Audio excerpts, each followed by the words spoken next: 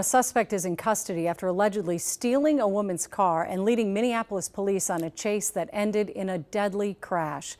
That chase this morning lasted only a few minutes before the suspect crashed into another car, killing 2 women inside and leaving a child hurt.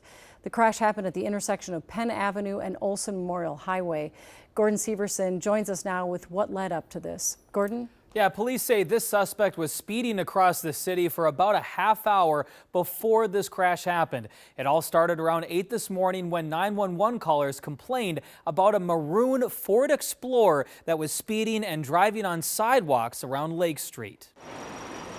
What started as a complaint about a driver speeding and swerving through traffic ended in tragedy. This is a very devastating incident. Minneapolis Police Chief Brian O'Hara says the suspect crashed his original vehicle near Lake Street, leaving behind 3 dogs in the vehicle. He tried to carjack a woman's car, but she drove away. Police say he then pointed his gun at another driver and took their car. We have multiple reports from the community that the suspect was firing gunshots as he fled in the victim's vehicle. O'Hara says the suspect eventually went back to his original vehicle to grab a few items and the 3 dogs. The new vehicle was later spotted in downtown, then North Minneapolis, where police from the 4th Precinct started their pursuit. That vehicle pursuit then ended tragically 3 minutes later when the suspect crashed into an innocent person's vehicle that was not involved in the incident. Police say that blue car was occupied by 2 women and a young boy around 5 to 6 years old. The boy survived with non-life-threatening injuries, but police say the 2 women died at the scene. One of the dogs in the suspect's vehicle had to be euthanized. The 2 other dogs were also injured. This result is the reason why we have such stringent policies. Chief O'Hara says the department has strict policies when it comes to police pursuits. He says the department will review this case, but O'Hara says the police chase was justified because the suspect put hundreds of people at risk. We have to balance the need to apprehend, in this case, a dangerous and violent gunman with the risk that these pursuits pose to the public.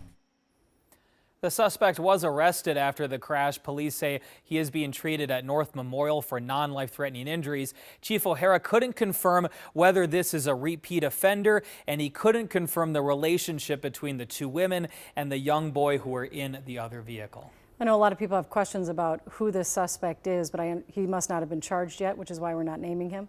Last I checked in, he was still at the hospital receiving treatment, so I assume he's going to be charged shortly after he's released. All right. Thank you, Gordon.